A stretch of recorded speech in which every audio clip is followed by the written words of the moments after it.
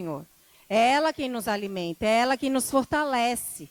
E aí, como eu falei, é uma dieta específica, claro. Logo que nós nascemos, nós vamos para o leite. Sabe aquele básico ali? Vem para a escola de discípulos. A Kate está aqui para dar aula, né, Kate? Tem o projeto Start. É Start primeiro, né? Primeiro o Start com a Dai. Com a Dai. Entendeu? Então vem para você ir aprendendo. Aí você vai se alimentando, vai ficando fortinho, né? E aí depois, que nem diz a minha pastora, você não vai ficar gordinho só para você. Você vai começar a distribuir. E é esse o objetivo do Senhor. Que a gente conheça para que a gente possa transmitir para alguém. Para que a gente possa abençoar a vida de alguém. Amém? Então a gente precisa de alimento, né? Uma outra coisa que eu achei ótimo. Sou meio suspeita para falar. Nós precisamos de sono. Você sabia que para crescer a gente tem que dormir? Glória a Deus, aleluia. Isso é maravilhoso. Para crescer nós precisamos dormir. Eu não lembro se você, não sei se vocês lembram quando a Gisele pregou, ela comentou isso, que a criança ela cresce dormindo, e é verdade. O hormônio do crescimento ele é liberado durante o sono. E não é qualquer sono, tá? Aquele cochilinho acordou. Não, é o sono, aquele pesadão. Aí é que a criança vai soltando o hormônio do sono, do crescimento. Eu achei interessante isso. Na vida espiritual, o que vocês acham? A gente tem que dormir também? Eita!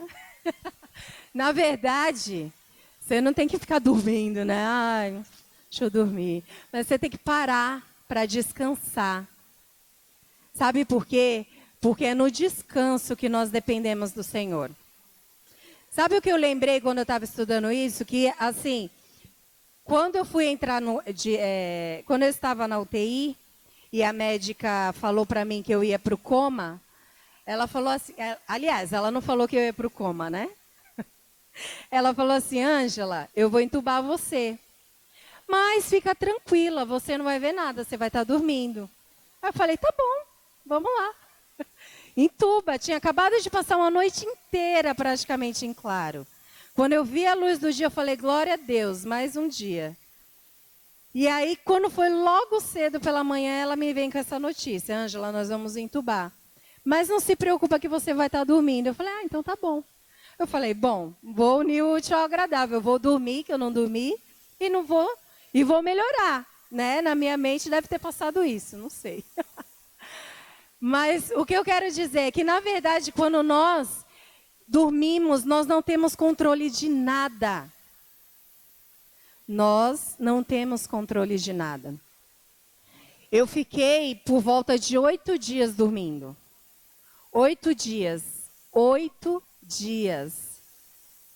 Sem controle de nada. O que quisessem fazer comigo, eles iriam fazer.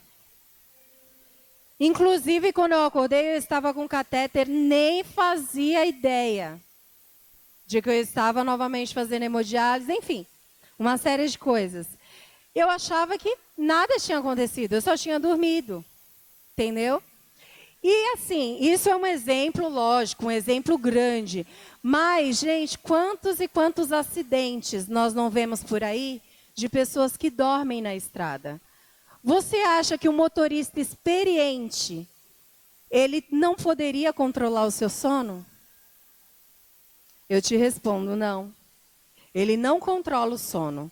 Então, querido, se você tiver sono, pare. Se você estiver cansado, pare. Você precisa parar para que você continue a crescer. Você precisa descansar para você continuar a crescer. Certo? Vamos lá. Uma outra coisa que também precisa para crescer. Exercício. Olha só. Exercício. Gente, ninguém cresce sem exercício. Um outro exemplo também sobre essa questão de quando eu fiquei lá em coma, eu fiquei, como eu falei para vocês, 8 dias. Quando eu saí de lá, 8 dias apenas, sem levantar, sem fazer nada, sem comer, sem nada. Só tudo na cama. Quando eu saí dali da UTI, eu achei, agora eu estou legal, vou sair, vou para casa. Irmãos, eu levei um susto. Eu não conseguia levantar a minha mão. Eu não conseguia levar o garfo até a boca. Então, eu dependia das pessoas para tudo. Por quê? Eu atrofiei. Eu parei de me movimentar, então eu atrofiei. A mesma coisa somos nós. Se nós pararmos, nós vamos atrofiar. No mundo espiritual é a mesma coisa. Para crescer, você não pode estar parado. Você precisa ler a Bíblia, você precisa orar, você precisa jejuar, você precisa congregar. É importante todas essas coisas para que você possa crescer saudavelmente. Uma outra coisa que nós precisamos para o crescimento, né? Que depende, o nosso crescimento depende disso, é da genética. Interessante, né? Porque assim, se você tem pais ou avós altos, provavelmente você vai ser alguém um pouco mais alto. Se você tem pais ou avós ou tios baixinhos, provavelmente você vai seguir aquela linha ali. Você vai ser daquele tamanho, normal. Você não vai crescer muito mais do que isso. Aí eu fiquei pensando, na vida espiritual. Na vida espiritual, genética. Genética de quem que nós temos que ter? A genética do nosso Pai Celestial. Interessante que nós precisamos buscar ser parecidos com Ele todos os dias. E nós conhecemos o caráter de Cristo. Nós conhecemos ao Senhor. E para isso, é só através da palavra dEle. E aí, cada dia mais e mais, eu vou ficar parecida com Ele. E a minha genética, sim, vai ser a genética do Pai. Amém? Todos aqui têm a genética do Pai? Glória a Deus. Eu achei interessante que a Adriana perguntou, não temos visitantes. Então, realmente, todos nós conhecemos o Senhor. Todos nós sabemos quem somos. Ou se não sabemos, precisamos entender. E nós somos filhos. Você é filho de Deus. Você não é qualquer pessoa. Você é filho. Você é escolhido. Então, realmente, assuma essa sua condição. Senhor, eu sou tua filha. Eu sou teu filho. Eu vou fazer a tua vontade. Amém? Bom, amados, eu gostaria de abrir com vocês em Efésios. Capítulo 4, versículos 14 e 15.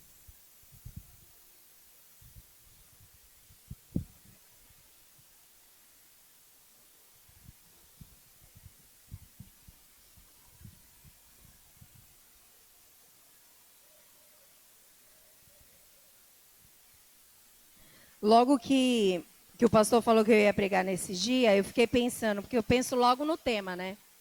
Eu sou dessas, eu gosto, eu gosto do tema e gosto de trabalhar em cima do tema. E veio um versículo na minha mente e eu fiquei martelando aquele versículo sempre.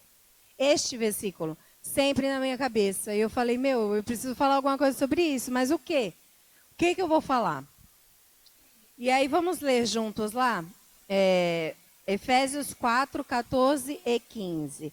Diz assim: o propósito é que não sejam mais como crianças, levados de um lado para o outro pelas ondas, nem jogados para cá e para lá por todo o vento de doutrina, e pela astúcia e esperteza de homens que induzem ao erro.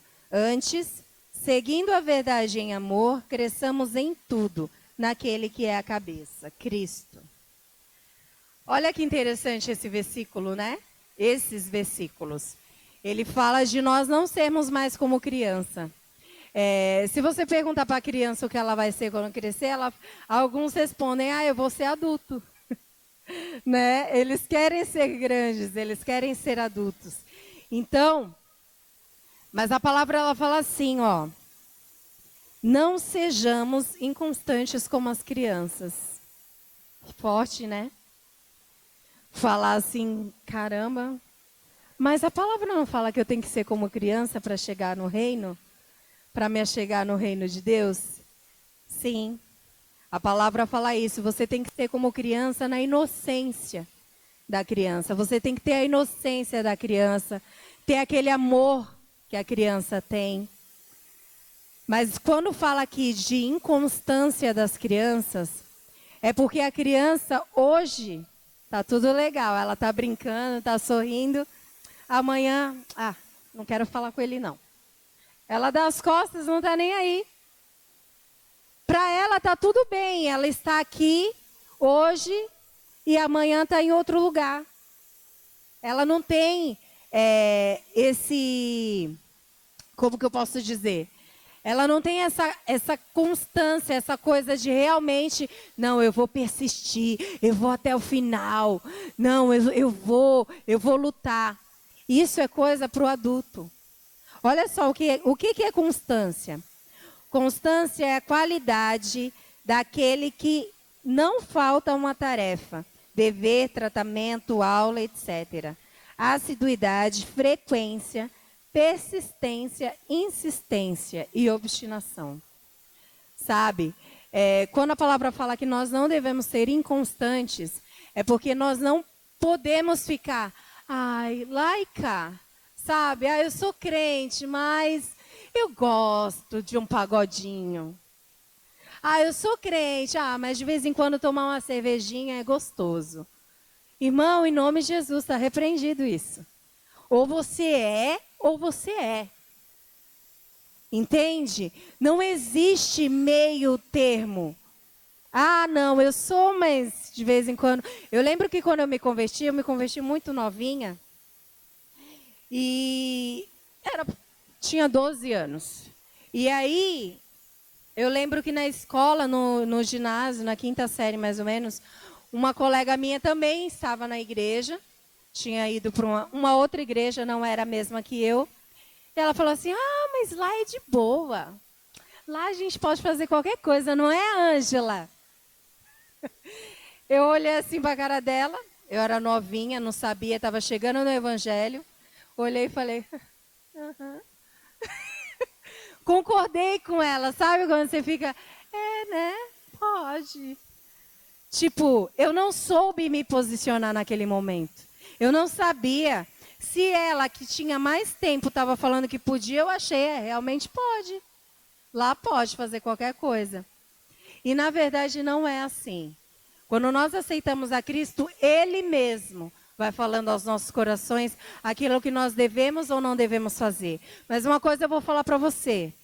Onde Jesus entra, há transformação. Há transformação. Se Jesus entrou na sua vida e não houve transformação, tem alguma coisa errada. Sabe, você não vai mudar, irmão. Não estou querendo dizer aqui que, tipo, você se converteu hoje e amanhã você está voando. Não, não é nada disso. Mas que você vai dar pelo menos um passo adiante, você vai. E aí, depois mais um, você vai. E assim sucessivamente. Mas Jesus entrou, a transformação ela precisa acontecer. Amém? Queridos, o adulto, ele assume responsabilidade. Abra lá em Romanos 14, 12.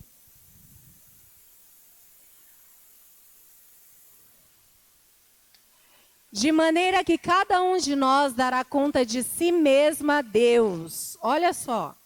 Então isso quer dizer o quê? Que eu sou responsável pelo que eu faço. Nós acabamos de cantar, né? Nos tornamos responsáveis. A chama não vai se apagar. Então, realmente, é você que é responsável por manter a chama acesa. As crianças, quando se fala de inconstância da criança, a criança, ela coloca a culpa no coleguinha. Se a criança ela faz alguma coisa errada, ela vai... Aí você vai perguntar, né? Joãozinho, foi você que fez isso aqui? Não, mamãe, foi eu não, foi ele. A criança, ela vai dar, como que fala? Vai acusar o coleguinha, né? Ela vai querer tirar a culpa de si mesmo. Agora a grande pergunta é, e você? Você faz isso também? Sabe, quando tem aquela questão assim, eu não faço uma faculdade por causa do governo. Esse governo é muito ruim. O Bolsonaro, a culpa é do Bolsonaro, eu sou assim por causa dele. Porque eu não ando, não vou para lugar nenhum, eu não faço caminhada. Mas é porque está muito sol, porque está muito... Sabe, sempre tem uma desculpa, sempre, sempre, sempre. Você é desses? Então, cuidado, porque o adulto, ele assume a responsabilidade. Ele fala, não, eu não faço por minha causa mesmo. E o que nós acabamos de ler em Romanos é que cada um vai dar conta de si mesmo. Eu não vou dar conta pelo meu marido, eu não vou dar conta pelo meu filho. Eles já sabem o que eles fazem. Então, eles vão dar conta de si mesmos. A tendência natural das crianças é jogar a culpa para o outro. Para crescer, eu preciso ter responsabilidade de assumir meus erros e os meus acertos. Sabe? Às vezes a gente erra, a gente faz coisas que não deveria fazer. Mas nós precisamos ter a humildade de falar, Senhor, eu errei, me perdoa. Ou até para o nosso irmão mesmo. Vou dar um exemplo para vocês. Gênesis 38, 26, que é o exemplo de Tamar e Judá. Olha só. E conheceu Judá e disse, mais justa é ela do que eu, porquanto não tenho dado a ela a Selá, meu filho, e nunca mais a conheceu. Judá, quando ele falou isso, acabou, né? É isso mesmo? E aconteceu... Tá, é isso mesmo. Então, Tamar, vamos lá, vamos à história. Tamar casou-se com um dos filhos de Judá, que era Er. E Er não era um homem bom, era um homem mau. E por conta disso, o próprio Deus tomou a vida de Er. E aí, era tradição naquela época, se a mulher ficou viúva, ela casa com o irmão daquele homem. E o que acontece? O primeiro filho dele não será descendente dele, sim do irmão que faleceu. E aí ela foi dada a Onã. Aí casou-se lá com Onã, ok. Só que Onã, ele não queria dar filhos para ela. Porque ele sabia que o filho que ele daria não seria considerado dele. Seria considerado do irmão. E o que ele fazia? Ele aproveitava da Tamar, tinha lá suas relações com ela, mas ele jogava o sêmen no chão. Ele jogava o sêmen no chão. E o Senhor não se agradou disso. E matou Onã também. E aí, Judá tinha mais um filho, que na época ainda era bem jovem. E aí ele falou assim, olha, Tamar, eu vou ter que te devolver, vou devolver você para os seus pais. Mas quando esse meu filho tiver em idade, eu levo ele para você casar com ele. Tá bom? A coitada da Tamar acreditou e foi para casa. Lógico, foi rejeitada, deve ter chorado muito, deve ter sofrido muito, porque o certo seria ela ter ficado na casa do sogro e esperar que o menino completasse a idade. Mas, enfim, ele quis levá-la para lá. E aí, gente, passou-se os anos e nada de Judá dar Selá a ela como marido. Então, ela fez o quê? Ela esperou um dia que Judá passaria por aquela cidade, se vestiu de prostituta e ficou à beira da cidade esperando. Judá veio e se deitou com ela, e ela engravidou. Quando Judá soube disso, ele foi o primeiro a falar, não, vamos queimar essa mulher viva. Olha o que ela fez. Ela não respeitou meus filhos. Vamos queimar essa mulher. E aí eles foram até Tamar. Quando chegou lá, Tamar mostrou para ele as coisas que era dele. Ele tinha deixado como penhor. Ele não tinha dinheiro para pagar. Além de ter ficado com a mulher, não tinha dinheiro para pagar. E deixou como penhor o seu cajado. E mais algumas outras coisas que eu não lembro agora. E aí, gente, o que aconteceu? A Tamar mostrou que era dele. E ele vem com aquela frase, ó. E conheceu-os Judá e disse: mais justa é ela do que eu, enquanto não tenho dado a Selá como filho. E nunca mais a conheceu. Ele reconheceu o seu erro. Sabe, ele falou assim, olha, realmente, eu pisei na bola. É assim que nós devemos agir. Sabe, às vezes realmente nós fazemos coisas que nos dá vergonha. Nos dá vergonha. A gente para e olha assim, meu, não acredito que eu fiz isso.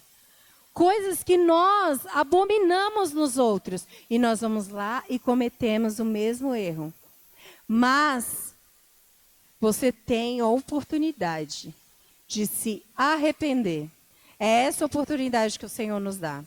Amém? A pergunta é, você é aquele que aponta o dedo ou você é aquele que estende a mão? O que você vai ser? Você vai ser o que aponta o dedo, vamos queimar essa mulher, essa adúltera, é isso, é aquilo. Ou você vai ser aquele que estende a mão, como Jesus estendeu a mão para a mulher adúltera. Então pense nisso. Segundo ponto que eu queria compartilhar com vocês no versículo 15 de Efésios 4, lá no comecinho fala assim, antes, seguindo a verdade em amor. Ele fala para nós não sermos como crianças, porque as crianças são levadas de um lado para o outro, como ondas, tal. Mas ele fala, antes disso, ao invés disso, siga a verdade em amor. O que é verdade, gente? Verdade é um fato. É algo que realmente aconteceu, é a realidade. Sabe, nós precisamos ter uma compreensão realista do mundo. As crianças, elas vivem no fantástico mundo de Bob, né? É tudo lindo, tudo fantasioso, né? Elas gostam de assistir ao Walt Disney, porque lá tem os príncipes, as princesas, tudo acaba feliz. Ai, que coisa mais linda, né? Ela vive num mundo de fantasias. E ela cria suas próprias fantasias. Quando algo é mal mesmo. Sabe, a criança... Se você falar de bicho-papão para a criança, ela te desenha um bicho-papão. Ela consegue desenhar o bicho-papão. Porque ela já criou ele na cabeça dela. Agora, e você que é adulto? Você vive ainda no fantástico mundo de Bob? Sabe aquele tipo de pessoa assim que, meu, às vezes a pessoa nem olha no seu rosto e você fala, olha, meu Deus, misericórdia, aquele ali, eu não quero nem papo, porque já virou a cara para mim. Como assim? Sabe, você cria situações na sua mente. Então entenda que nós que somos adultos, a gente precisa entender o mundo como ele realmente é. E sabe o que eu acho interessante também? É que a palavra fala que conhecereis a verdade, João 8,32. Conhecereis a verdade vos libertará. É a verdade que liberta. Esses dias eu estava escutando um podcast e o pastor, eu não lembro nem o nome do pastor, sinceramente, nem quem estava entrevistando, nem quem era entrevistado. Mas o assunto era interessante, ele falava sobre a verdade. E ele falava assim que havia um rapaz que ele ia sempre se aconselhar com ele. ele se converteu junto com a namorada, e aquele casal tinha relações sexuais antes do casamento, antes de vir para a igreja. E quando chegaram na igreja, foram aprendendo que deveriam se guardar, tal. Aí ele foi se aconselhar com aquele pastor e falou para o pastor: pastor, então a gente já fazia, agora está muito difícil de segurar, tal, que não sei o quê. Aí o pastor viu: irmão, você vai ter que se esforçar, né, tal. Conversou com ele, aconselhou ele a não fazer, né, que tinha que se guardar, tal. Enfim, passou-se 1 mês, 2 meses, aí ele vai para o gabinete de novo do pastor. Então, pastor, eu tentei, pastor, mas o senhor sabe, né, é muito difícil, a carne é fraca, a gente se encosta e aí já se enrosca, e é aquilo tudo. Aí o pastor ficou: irmão, você precisa se esforçar, irmão, né, não é assim, vocês têm que se guardar, tal. Passou ali mais 1 mês, 2 meses, e novamente aquele irmão foi se aconselhar com aquele pastor. E aí o pastor olhou assim para a cara dele e falou: olha, eu vou te falar uma coisa. Pela última vez, nós vamos conversar sobre isso. Aí ele: como assim, pastor? Mas por quê? Falou: olha, eu estou perdendo o meu tempo com você e você está perdendo o seu comigo. Porque eu te falo o que você precisa ouvir, mas você não quer fazer. Então nós vamos fazer um propósito. Você vai ficar durante 6 meses sem tocar nessa mulher. Você e ela, vocês vão ficar 6 meses sem se tocar. E aí sim vocês se casam e nós podemos... aí eu faço o seu casamento na hora. E aí tá tudo certo. Beleza? Ele: pastor, será que... Se não for assim, você nem me procura mais. E passou-se aqueles 6 meses, ele conseguiu, se guardou, ele e a mulher, e casaram e viveram felizes para sempre. Quer dizer, não sei se viveram, eu acredito que sim. Mas realmente se casaram, chegaram ao final ali da história e se consertaram. Mas por que isso aconteceu? Porque alguém falou a verdade para ele. Falou: se posiciona. Entenda o que você tem que fazer. Não adianta, vem aqui, vem um profeta, fala. Vem outro profeta, fala. Aí tu tá cheio de profecia aí, cheio de coisa que tu já recebeu. Mas e aí? E tu não dá um passo? Não dá um passo adiante? Mas é que a carne... Meu irmão, em nome de Jesus, a carne é fraca, mas o espírito tem que estar forte. Nós precisamos fortalecer o nosso espírito. Para crescer, tem que ter alimento. Não adianta. E se você não se posicionar, não tomar, sabe, aquela decisão, falar assim: agora sou eu que tenho que fazer alguma coisa. Você não vai sair do seu lugar. Aí você vai ver um monte de gente andando.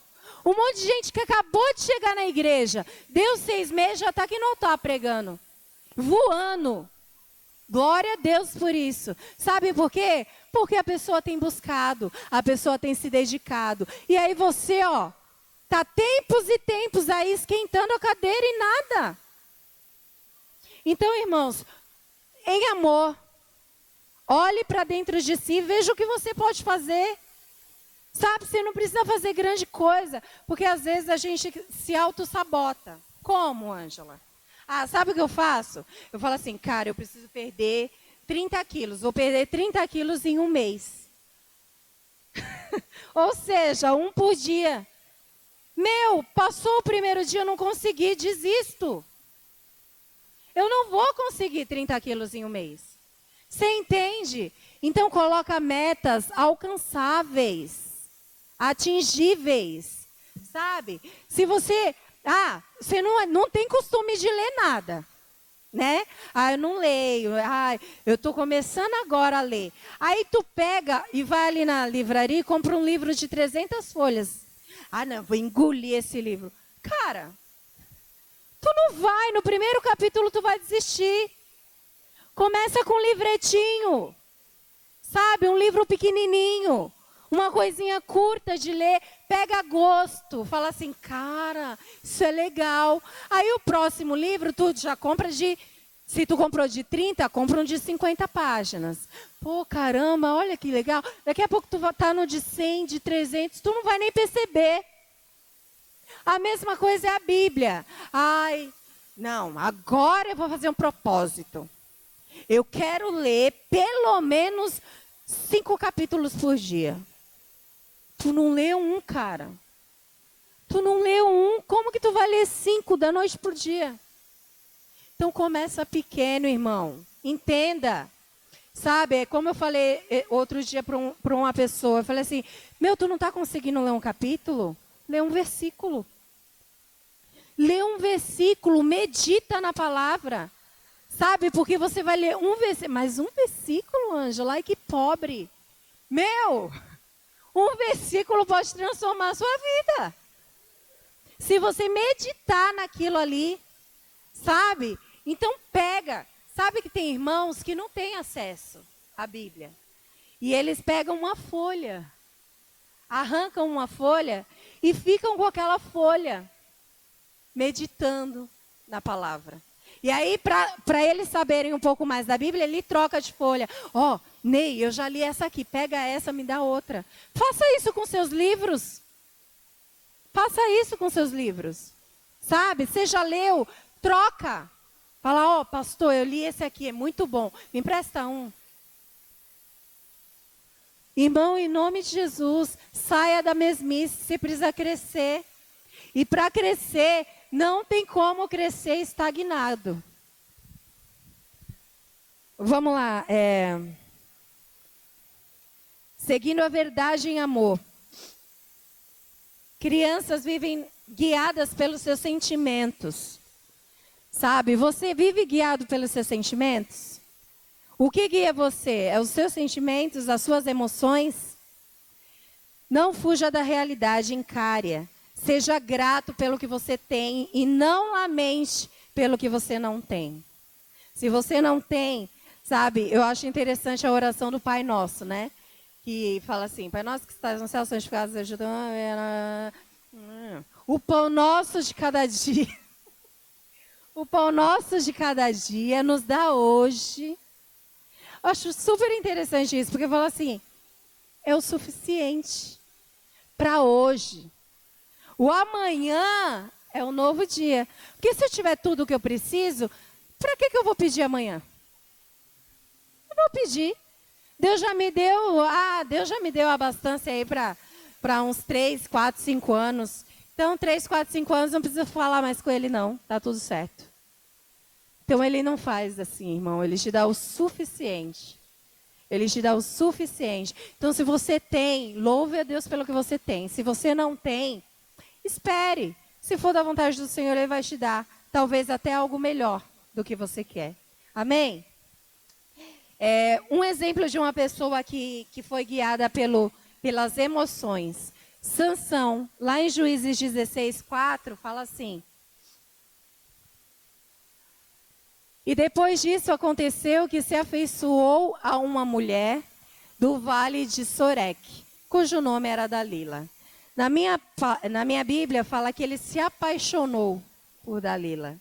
Então, olha só. Sansão, ele tinha uma promessa. Ele era um homem escolhido, separado por Deus.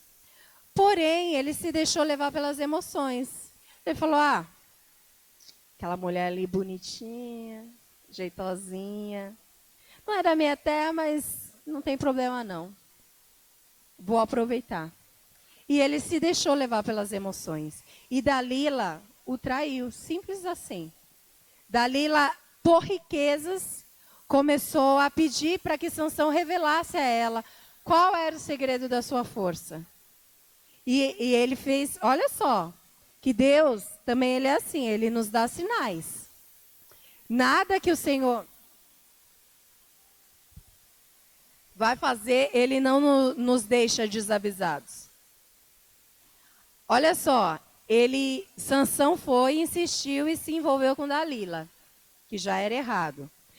Aí Dalila pergunta, né, o que ele tinha que fazer tal para perder a força dele. Aí ele fala lá, inventa uma coisa. Tem que me amarrar com cordas, tal, que não sei o quê. Se me amarrar com cordas, eu vou ficar fraco e vou ser como qualquer um homem. E aí Dalila vai lá, vou fazer isso. Prende Sansão, mas nada feito. Sansão acorda e quebra todas as cordas. Aí ela faz a segunda vez, pergunta para ele, ela de novo ele vai e deixa lá ela fazer o que tem que fazer. Ela prende ele lá com cordas novas. Aí ele fala, pô, ela não vai fazer de novo, né? Ela vai e faz. E aí ele se solta. Só que ele não aprendeu ainda. Ele não aprendeu. Deus já deu sinais, já foi o segundo. Aí uma terceira vez ela vai e pergunta para ele. E aí ele fala, se tecer aqui o meu cabelo e tal, que não sei o quê. Aí ela, opa, ela vai e faz. E mesmo assim, Sansão estava tão cego pelas suas emoções, que ele se deixou ser levado. Até que ele cansou e realmente revelou para ela, olha, a minha força, o segredo é que está no meu cabelo, porque eu fui prometida ao Senhor. E conta toda a história para ela. E aí ela vai e corta os cabelos dele. E ali acabou. Acabou a força de Sansão. E ele foi, acabou que ele foi preso, furaram os olhos dele. E aí os filisteus, zombaram bastante da vida dele. Até que um dia, depois que seus cabelos cresceram novamente, ele orou ao Senhor e pediu para que ele pudesse, ali, naquele lugar, ter novamente a sua força e acabar com aqueles filisteus. Acabou, mas ele também morreu. Olha só, que coisa. Né? Um homem adulto que se deixou ser levado pelas emoções. Sabe, nós não podemos nos deixar envolver pelas nossas emoções. A palavra de Deus fala que o coração do homem é enganoso. O nosso coração, ele nos engana. E muita gente fala assim, segue o teu coração. Né? A pessoa precisa tomar uma decisão. Está entre a cruz e a espada. Ai, meu Deus, o que eu faço? Aí vem um amigo, e fala assim, olha, segue o teu coração. Cuidado. A palavra de Deus fala que o nosso coração, ele é enganoso. Nós não devemos ser guiados pela emoção. Nós somos homens e mulheres inteligentes, amém? Você é inteligente? Então você precisa olhar para a situação e falar, opa, estou observando coisa estranha aqui. Então, em nome de Jesus, que você seja um homem ou uma mulher guiada pelo Espírito Santo e não pelas suas emoções. Amém? O último ponto que eu quero compartilhar com vocês está lá no finalzinho do versículo 15, que fala assim, cresçamos em tudo naquele que é o cabeça, Cristo. Achei interessante, né? Cresçamos em tudo. Você já viu uma pessoa desproporcional? Sabe, uma pessoa que não conseguiu desenvolver alguma parte do seu corpo, sei lá, alguma coisa assim? É complicado, né? Aquela pessoa vai ter algumas dificuldades que as pessoas que conseguiram se desenvolver normalmente não têm. Então, olha só, quando fala crescer em tudo, é porque nós não somos pessoas compartimentadas, sabe? É tipo assim, aqui é a Ângela da igreja. Aqui é a Ângela da escola. Aqui é a Ângela mãe. Aqui é a Ângela esposa. Não, eu sou uma Ângela. Eu sou a Ângela. E eu preciso exercer as minhas funções, sim. Porém, eu não vou dividir. Eu não posso dar mais atenção ao meu emprego, à minha carreira. Não, agora eu tenho que me dedicar só a isso. E deixar minha família lá para trás. Sabe, nós precisamos ser equilibrados. Entender que eu tenho sim, você tem sim, deve ter sim prioridade. Mas a maior prioridade de todas que nós temos que ter é a nossa comunhão com o Senhor. Nós precisamos crescer em comunhão com o Senhor. E eu acho interessante que esse crescimento, ele não pode ser, a gente precisa crescer também nos nossos relacionamentos. E ele não pode ser um crescimento unilateral, ele é um crescimento tridimensional. Vamos, abre para mim, Suzy. É Mateus 22, de 37 a 39. Vamos ver o que fala lá. Olha só, Jesus disse-lhes: amarás o Senhor teu Deus de todo o teu coração, de toda a tua alma e de todo o teu pensamento. Este é o primeiro e grande mandamento. E o segundo, semelhante a esse, é: amarás o teu próximo como a ti mesmo. Olha só. Então, é um crescimento tridimensional. Eu preciso amar a Deus, amar ao próximo e amar a mim. Eu preciso me relacionar com Deus, me relacionar com o próximo e me relacionar comigo mesmo. Na quinta-feira a pastora esteve aqui, pastora Jo, e ela falou sobre relacionamento com nós mesmos. Muitas vezes a gente tem uma imagem distorcida de quem nós somos. Porque nós acreditamos no que as pessoas falam a respeito de nós. Você está acreditando no que os outros falam a respeito de você? Ou você sabe quem você é? Eu falei aqui no início que nós somos filhos de Deus. Você tem essa consciência? Você sabe disso? Você entende isso? O poder que é isso? Então você precisa ter um relacionamento com você mesma saudável. Sabe? Você precisa se olhar e saber. Olha, eu sou a Ângela, eu gosto disso, eu gosto... a cor que eu prefiro é tal, a fruta que eu gosto é tal, eu como tal coisa. Não é o que os outros falam. Ah, Ângela, mas eu achei que você gostasse de vermelho. Não, mas eu gosto de preto. Eu preciso saber o que é que quem sou eu? Eu não posso viver pelo que as pessoas falam de mim. Certo? A mesma coisa na vida espiritual. Você tem que buscar. Você precisa buscar um crescimento no seu relacionamento com Deus. E não querer que as pessoas te falem o que você tem que fazer, como você tem que fazer. Elas vão até te ensinar no início. Mas depois você precisa começar a caminhar. Precisa tentar caminhar sozinho. O interessante é que o nosso relacionamento com o próximo e com nós mesmos, ele reflete diretamente no nosso relacionamento com Deus. Sabe aquela semana que você está assim, brigada com o marido, você está irritado no trabalho, e aí o que acontece? Você chega em casa, não vou nem ler a Bíblia hoje, não estou com vontade de orar. É a primeira coisa que acontece. Hoje eu não vou nem para a igreja, que eu não quero olhar para a cara de ninguém. Entendeu? Então, assim, por quê? Porque nós somos uma pessoa.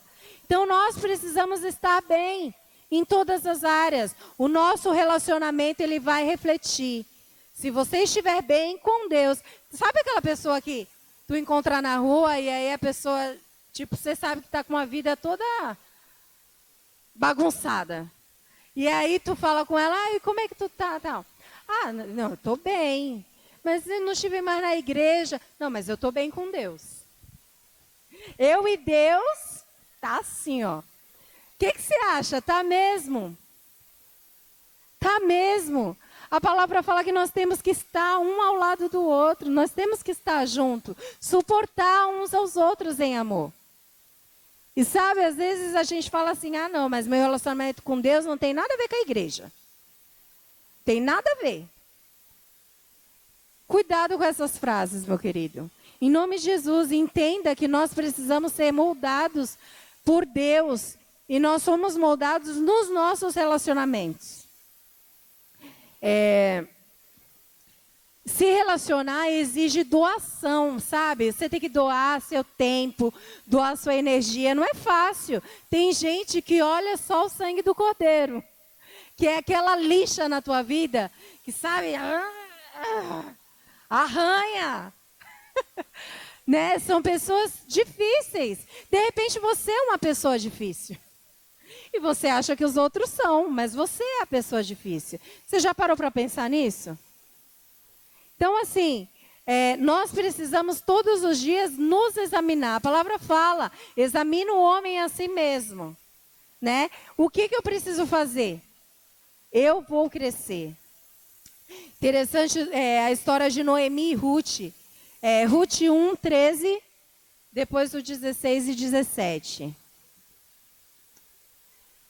Vixe, muito pequeno. Esperá-los-ies até que viessem a ser grandes, deter-vos-ieis por eles, sem tomardes marido? Não, filhas minhas, que mais amargo me é a mim do que a vós mesmas, porquanto a mão do Senhor se descarregou contra mim. Disse, porém, Ruth: não me instes para que te abandone e deixe de seguir-te, porque aonde quer que tu fores, irei eu, e onde quer que pousares, ali pousarei eu. O teu povo é o meu povo, o teu Deus é o meu Deus. Onde quer que morreres, morrerei eu, e ali serei sepultada. Faça-me assim, ó Senhor, e outro tanto, se outra coisa que não seja a morte me separar de ti. Olha só o que Ruth respondeu para sua sogra. Interessante, né? Um relacionamento de sogra e nora, que hoje em dia ele é tão hostilizado, né? As pessoas falam tão mal de sogra. E assim, será que o problema é a tua sogra ou é você? É uma pergunta para a gente fazer, né? Será que o problema é ela ou é você? Então, para pensar um pouquinho sobre isso. Mas vamos lá. Noemi, ela era viúva. Ela tinha perdido seu marido, perdeu seus filhos. Só o que restou foram as noras. E ela falou, olha, filhas, vocês podem ir embora. Eu não tenho mais nada para oferecer. Eu sou uma mulher amarga. O Senhor realmente tirou tudo de mim. Não tenho mais nada. Pode ir embora, vivam a vida de vocês, vão ser felizes. E Ruth falou, não vou te deixar. Eu vou com você, eu quero servir a você. E não só a você, mas ao seu Deus. Onde quer que você for, eu vou também. O seu Deus vai ser o meu Deus. Olha que coisa linda. Ela se doou para esse relacionamento. E a gente precisa entender isso, que muitas vezes nós vamos precisar abrir mão de escolhas que nos beneficiariam para que nós possamos fazer a vontade e abençoar a vida do outro. Amém? O que você vai ser? Aquele que contamina com a sua amargura. Sabe aquela pessoa amargurada que ninguém quer chegar perto porque sempre tem alguém reclamando?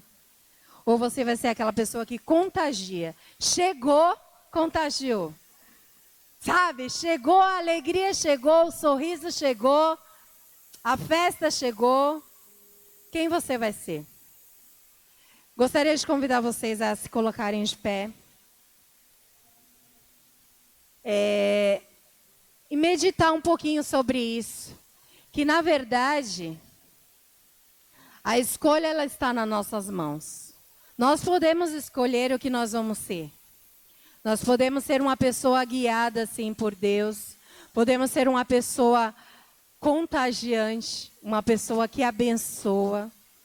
Nós podemos ser também uma pessoa que tem os olhos da fé. Ou nós podemos ser completamente contrário.